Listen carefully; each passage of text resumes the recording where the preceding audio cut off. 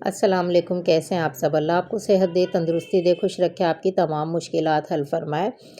ये सबसे ज़्यादा खाए जाने वाली सर्दियों की रोटी या पराठा कह लीजिए, बहुत ही हेल्दी ब्रेकफास्ट है ये बच्चों के लिए।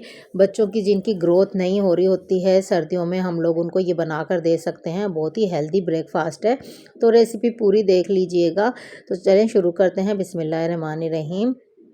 मैंने एक खाली बाउल लिया है, उसमें हाफ़ कप मैंने बेसन ले लिया है और हाफ़ ही कप में उसमें आटा डाल रही हूँ। आटा गंदम का है, जो रेगुलर हम रूटीन में रोटी के लिए इस्तेमाल करते हैं, वो वाला आटा। और थोड़ा सा मैंने इसमें डाल दिया है हरा धनिया, और थोड़े से बारीक काट कर मैं इसमें डाल रही हूँ टमाटर। और इसमें मैं डाल दूँगी थोड़ी सी पत्ता गोभी, मैंने थोड़ी सी काट कर रख ली थी। आप चाहे कोई भी सब्ज़ी इसमें ऐड कर सकते हैं, मेरे पास जो थी वो मैंने डाल दी हैं। तो ये लहसुन है, बारीक चॉप करके मैंने 2 जवें इसकी लहसुन की बारीक बिल्कुल चॉप करके डाली हैं। और इसमें मैंने डाल दिया हाफ़ चम्मच नमक, छोटी चम्मच थी, और हाफ़ ही छोटी चम्मच मैंने ली है कुटी हुई लाल मिर्च, और हाफ़ छोटी चम्मच मैंने ली है इसमें हल्दी की।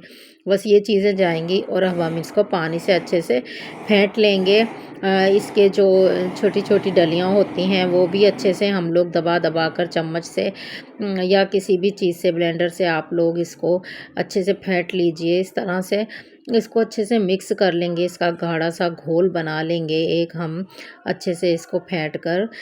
तो ये हमारा इस तरह की इसकी कंसिस्टेंसी होनी चाहिए आपकी। तो ये देखें हमारा जो है बैटर बनकर रेडी हो गया है। अब हमने एक पैन लिया है, पैन में ग्रेस कर दिया है मैंने ऑयल को। 2 चम्मच ऑयल लिया था, उसको मैंने सारे पैन में फैला दिया है।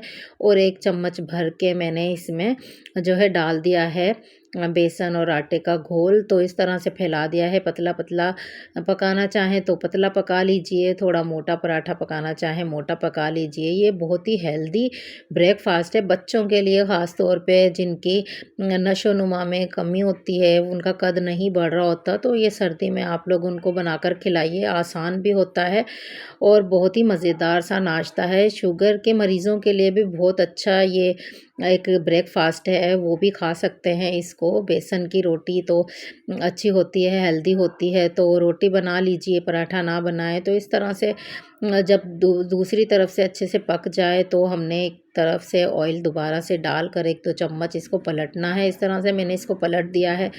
तो ये पराठा हमने तकरीबन 1-2 मिनट पकाना है उस तरफ से, और 1-2 मिनट पकाना है इस तरफ से, जब तक हमारा अच्छे से पक जाए। मोटा हो आपका पराठा तो थोड़ा ज़्यादा टाइम ले लीजिए, अच्छे से पक जाएगा। बीच में से सब्जियां जो हमने डाली हैं वो भी तो 1-2 मिनट हमें इसको लगेंगे, क्योंकि मैंने पतला सा पराठा पकाया है। तो आज मेरा दिल कर रहा था कि मैं ये खाऊं, तो मैंने सोचा आपसे रेसिपी शेयर करते हैं इसकी। तो ये बनकर हमारा एक रेडी हो गया है,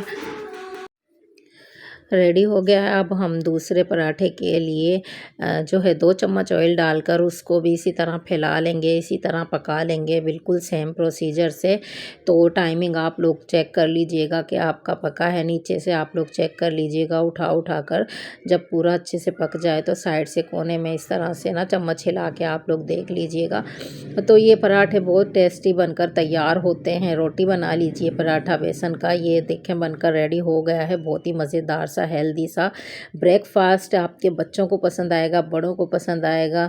बनाकर खाएं, एंजॉय करें। सर्दियों में स्पेशली ये बनाया जाता है हमारे घर में। तो अगर आपको रेसिपी पसंद आए तो प्लीज़ लाइक शेयर सब्सक्राइब कीजिएगा। अल्लाह हाफिज़।